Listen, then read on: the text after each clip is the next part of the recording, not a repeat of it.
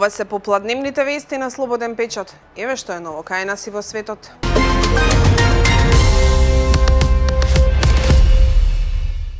Стојанче Јовановски денеска седна на обвинителна клупа во Скопскиот кривичен суд. Тој се товари дека ја навел на самоубиство својата сопруга Ивана, која се обидувала да се разведе од него, а чиј живот оконча заедно со животот на 6-годишната ќерка Катја со пат од тераса во скопската населба Талфталиџе 2 на 2 март годинава. Јовановски рече дека не разбира зошто е обвинет за наведување на самоубиство, а за првите две дела, телесна повреда и загрозување на сигурноста, разбира зошто е обвинет и ги признава. Во судот сведочеше и мајката на Ивана, Љубица Стојановска, опишувајќи ги односите меѓу незината ќерка и обвинетиот Стојанче Јовановски од почетокот на нивниот брак до критичниот ден. Опиша дека Ивана имала знаци на насилство на телото, модрици, а од внуката Катја дознавала за неговиот лош однос кон ќерка си.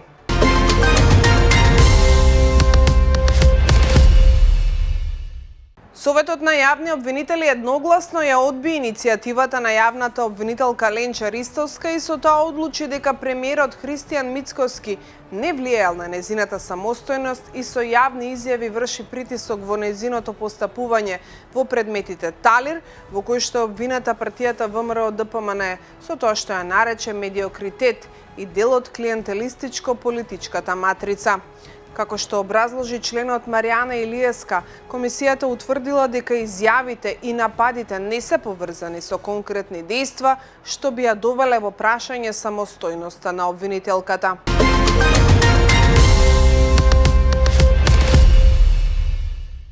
Преживеаните и повредени лица од пожари се соочуваат со сериозни психолошки последици, потенцираше професор доктор Славица Арсова, директорка на Универзитетската клиника за психијатрија, на втората научна конференција за Универзитетската клиника за дерматологија, што се одржа викендов во Скопје.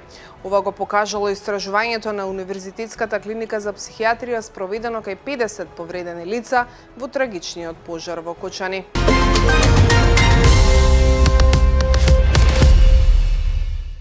Убиство се случи во Росоман, каде син ја закла мајката со нож, информира одитната медицинска помош во Кавадарци, која била на местото на повикот во Росоман.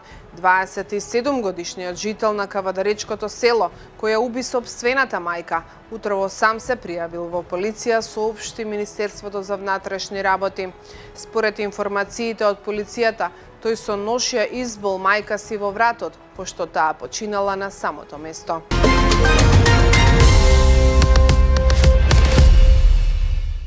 Македонскиот пазар е преплавен со ефтино увозно млеко. Ако до пред 2 недели најефтиното млеко можеше да се најде за 60 денари за литар, и тоа ако е на акција, сега литар млеко може да се купи и за 45 денари. На дел од нив на пакувањето може да се прочита земја на производител, но на поголемиот дел стои само ознаката дека е со потекло од ЕУ.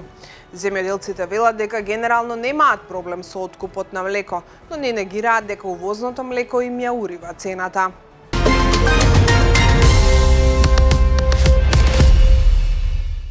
Серија експлозии го потресоа толјати во рускиот регион Самара рано утрово, а напад со беспилотно летало наводно ја таргетирал големата хемиска фабрика Кубуишев Азот според Киев Пост. Напади се пријавени и во окупираниот Луганск и голем број други руски региони, продолжувајќи ја неделата обележана со напади врз нафтени постројки.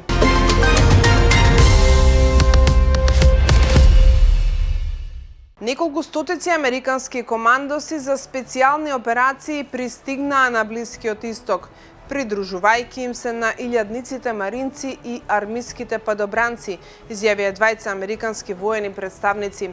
Функционерите, зборувајќи под услов да останат анонимни, изјавија за Нью Йорк Таймс дека пристигнувањето на специјално обучените единици има за цел да му даде на американскиот претседател Доналд Трамп дополнителни опции за проширување на едномесечната војна со Иран.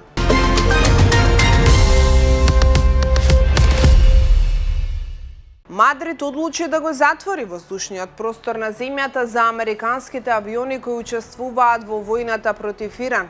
објави министерката за одбрана Маргарита Роблес, јавуваат светските новински агенции. Шпанија претходно им забрани на САД да ги користат заедничките воени бази во земјата за изведување напади врз Иран.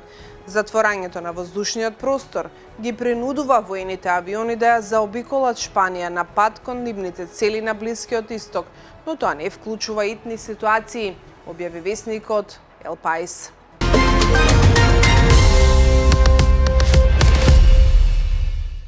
Американскиот председател Доналд Трамп изјави дека никој во историјата не ја заслужува Нобеловата награда за мир повеќе од него, тврдејќи дека тој спречил повеќе големи војни низ целиот свет. Без разлика дали луѓето го сакаат Трамп или не, јас решив 8 војни, големи. Некои траја 36 години, 32, 31, 28 и 25 години.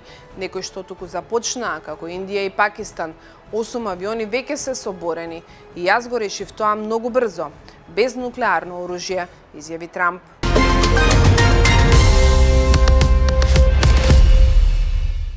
Украинскиот председател Володомир Зеленски изјави дека неговата земја е подготвена да се согласи на прекин на огнот за време на велигденските празници. Тој во исто време посочи дека Украина е подготвена и да прекине со нападите врз енергетската инфраструктура на Русија, пренесува агенцијата Укринформ. Украинскиот председател нагласи дека тие поддржуваат секако формат на прекин на огнот и прекин на војната под услов да не се изгуби достоинството и независноста на државата. Ова беше се во попладневните вести на Слободен печат. Утре се гледаме повторно. Пријатен ден.